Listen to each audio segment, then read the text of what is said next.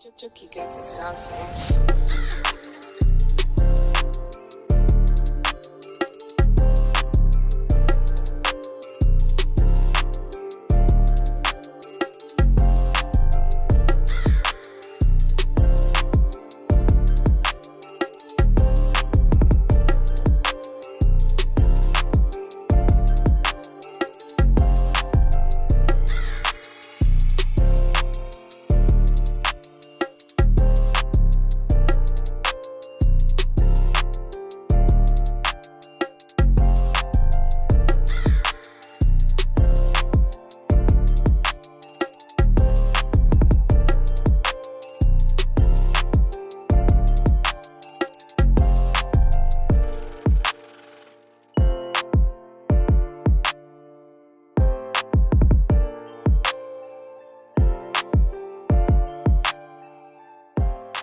Hello everyone, welcome to the very first video of my 1984 Mazda Rx-7. This is the GS model. It has the 12A rotary engine in the front with the 5-speed manual transmission. I picked up this car off of OfferUp for $100.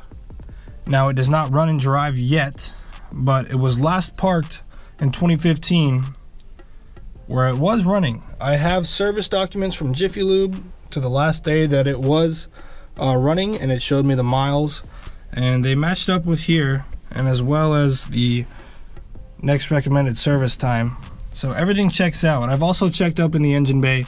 The oil is clean. The coolant could be flushed. It needs to be flushed anyways. I was going to do a whole radiator flush, coolant system flush, but aside from that, everything in the engine bay is clean. It is missing a distributor, which I do have. I purchased that on eBay. And all it needs is a distributor and a battery to get running. So I'm hoping that I can get this thing up and running in the next couple weeks. That way I can start getting more videos out on the restoration process.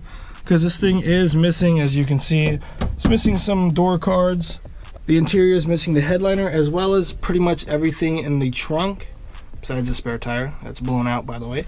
It does have the cargo storage bins. Let me show you those real quick. Seats are, yeah, they're not bolted in all the way. Here's the inside. Inside is the little triangle that covers the outside window hatch. And in the other bin is the door handle for this side, the exterior door handle. It broke, so I cannot access the car from this side. I actually have to crawl through here and unlock it. Now you're probably asking, why did you buy this hunk of junk for $100? Well, because I wanted to, that's why. Nah, but I really just wanted a project car, and I was just really interested in these cars specifically because of the rotary. I've always wanted a rotary car, and now is my perfect chance to either rebuild one or just get this one restarted. As I said, I do have all of the Jiffy Lube documents, and let me see. The first one on top from May of 2015, where the car had, I think there's an address right here, yeah.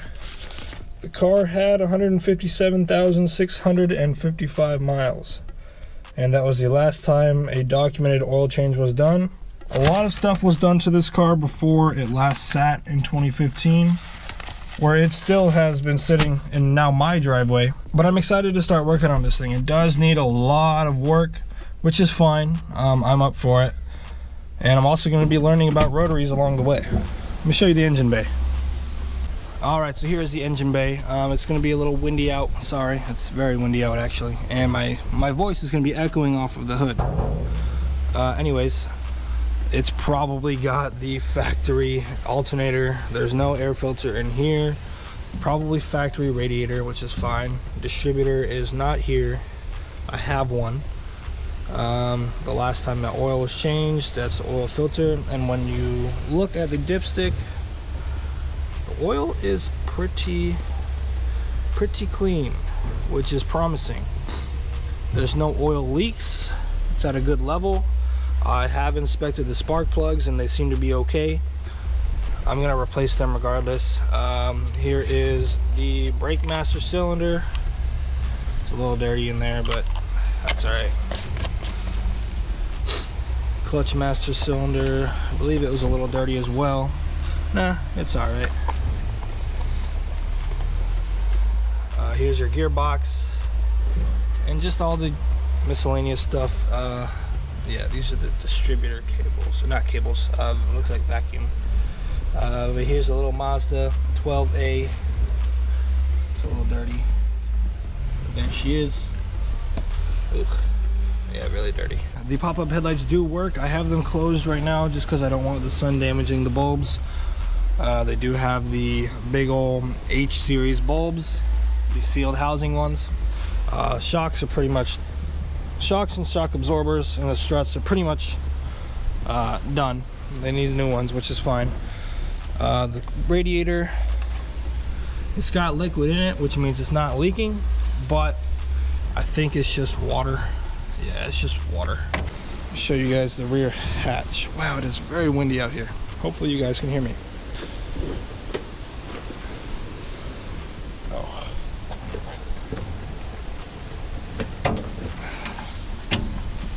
Here is the hatch. The lift supports do not work. They're old. But I mean, I just need some trunk interior and to fix whatever they tried to fix there with the cat hair.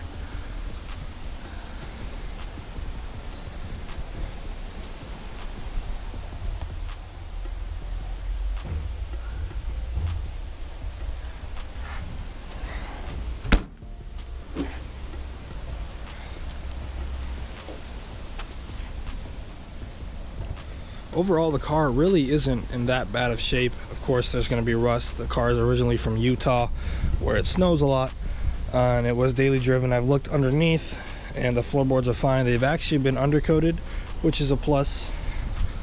Moving on over here, paint's gone, which is fine. I was either going to attempt to paint it myself or just wrap it to save money.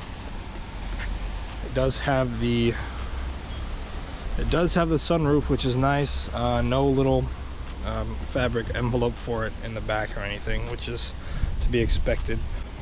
And I'm extremely excited to be working on this thing because it is my first project car. My other car, my Subaru, I have been working on that, but I've ceased all work on that car to work on this because I want to put more money into this than I already have put into my Subaru, which I have put too much into that.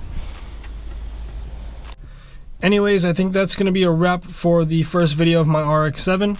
Thank you so much for watching. I hope you are as excited as I am about starting this project.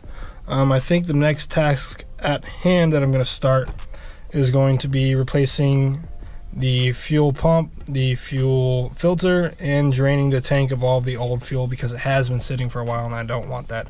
I could just use that for the lawnmower that we use for the house. So, yeah. Hope to see you guys in the next one. Hope you're as excited as I am.